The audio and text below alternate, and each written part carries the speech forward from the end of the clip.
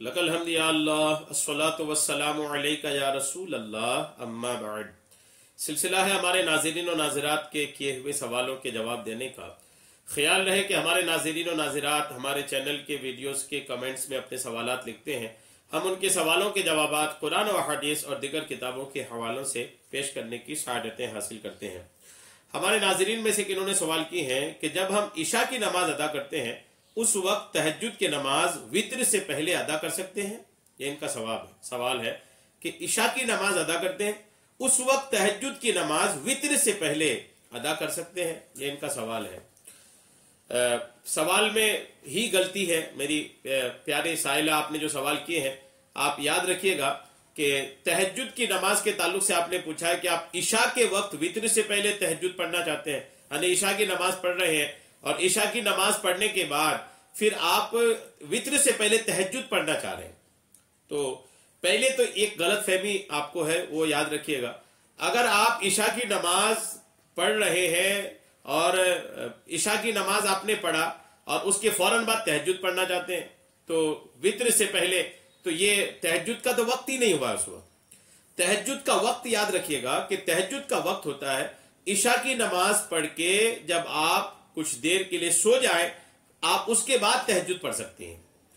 वित्र की नमाज तो के लिए तो यही है कि अगर कोई तहज्जुद में जागना यकीनी रखता है, जिनको कंफर्म है कि मैं इशा के बाद सो के तहज्जुद के लिए उठ ही जाऊंगा, तो उनके लिए तो बेहतर है कि वो रात को तहज्जुद के लिए उठकर पहले तहज्जुद पढ़े, उसके बाद वित्र पढ़े। तो वित्र से पहले तहज्जुद तो पढ़ सकते हैं, इसमें कोई हरज नहीं है। आका करीम अलैहिस्सलाम की सुन्नत यही है।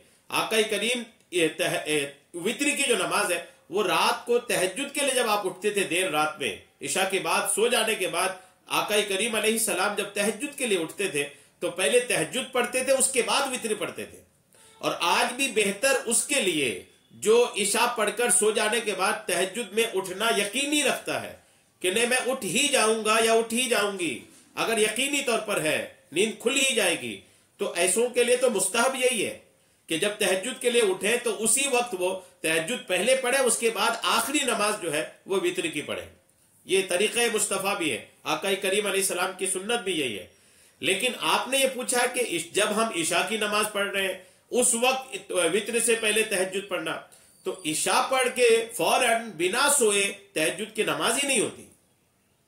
वो वक्त ही नहीं है तहज्जुद की नमाज का। तहज्जुद की नमाज का जो वक्त है वो है तहज्जुद इशा पढ़ के कुछ देर सो जाए और सो के उठ के फिर तहज्जुद पढ़ना। भले आप 1 मिनट के लिए सो जाए, चाहे 2 मिनट के लिए सो जाए, बिना सोए इशा के बाद बिना सोए तहज्जुद की नमाज नहीं होती। ये याद रखिएगा। अगर आप अब तक ऐसा करते हैं कि आप इशा पढ़ के फौरन तहज्जुद पढ़ते हैं तो आप इस्लाह कर लें अपनी। इशा की नमाज के फौरन बाद जब तक आप सो नहीं लेते इशा के बाद तो आप तहज्जुद नहीं पढ़ सकते। इशा का वक्त शुरू ही होता है इशा पढ़ के सो के उठने से। सो के जैसे ही उठेंगे आपके लिए इशा का तहज्जुद का वक्त शुरू हो जाएगा। लेकिन ये दोनों मामले क्लियर हो गए। जहां तक आपका चूंकि ज्यादा पूछने का सवाल ये है कि आपके सवाल से जो लग रहा है ये कि आप वित्र से पहले तहज्जुद पढ़ना चाहते हैं, तो वित्र से पहले तहज्जुद पढ़ने में कोई हरज नहीं है। लेकिन तहज्जुद पढ़ने के लिए जो है ना वो सोना जरूरी है। अगर आप सोए नहीं है तो बिना सोए तहज्जुद की नमाज नहीं पढ़ सकते हैं। एक नींद लेनी पड़ेगी, भले ओंग आ जाए, एक झपकी आ जाए। जब तक एक झपकी नहीं आती, जब तक आपको नींद नहीं आती, तब तक उसके आपको तहज्जुद की नमाज आपके लिए नहीं है। तहज्जुद ही नहीं कहलाएगी नमाज। अगर पढ़े आप अगर इतने सालों तक ऐसा कर रहे हो कि आप बिना सोए तहज्जुद की नमाज पढ़ते थे तो वो सारी नमाजें नफल हो गई। ऐसा नहीं कि सारा कुछ बेकार ही चला गया, सवाब उसमें भी मिलेगा, नफल का सवाब मिलेगा। लेकिन तहज्जुद का जो सवाब है ये सवाब तभी मिलेगा जब आप इशा पढ़कर सो जाए और सो के उठ के फिर तहज्जुद पढ़े, उसके बाद फिर वित्र पढ़े। वित्र से पहले तहज्जुद पढ़ सकते हैं, इसमें कोई हरज नहीं है। उम्मीद है मेरी बात आपको समझ में आ गई होगी। और भी अगर मजीद अगर समझ में नहीं आया हो आप, या आप कुछ और पूछना चाहती हो, मुझे तो आपके सवाल से यही समझ में आया। अगर यही जो मैं समझा यही अगर आप पूछना चाहती हैं तो आपकी इस्लाह के लिए मैंने मुझसे जो बन सका मैंने अर्ज कर दिया।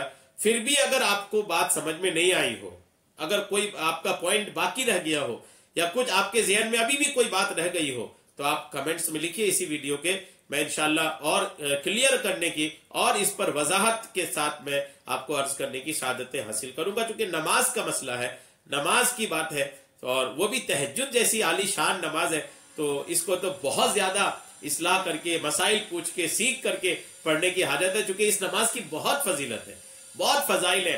तहज्जुद के ताल्लुक से मेरे चैनल में अकेले तकरीबन 60 के करीब वीडियो अपलोड हो चुके हैं।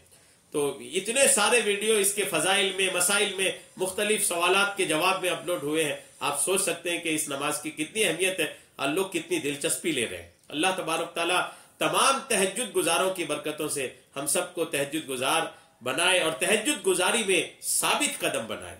आमीन। बेजाहिन नबी अमीन सल्लल्लाहु तआला अलैहि वसल्लम।